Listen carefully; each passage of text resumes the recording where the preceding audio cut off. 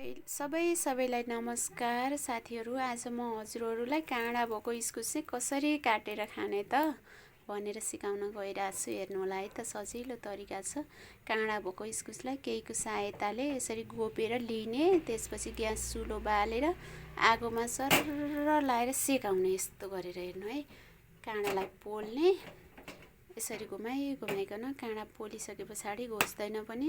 यो पोलिसके पछाडि चाहिँ जब काँडाको त्यो टुप्पोहरू डढिसक्छ त्यसलाई चाहिँ अनि चिर्ने, मजाले चिरेर अनि पानीमा डुबाउनु होला। त्यसो भने भित्र चोप आउँदैन। इस्कुस फेरि जति ढिलासम्म टिपेर राखे पनि चोप आइराख्ने के।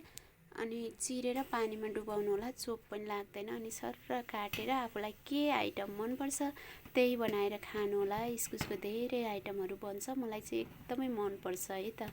भिडियो हेरिदिनु भएकोमा धन्यवाद। हजुरहरू नि यस्तै गरेर खानु होला।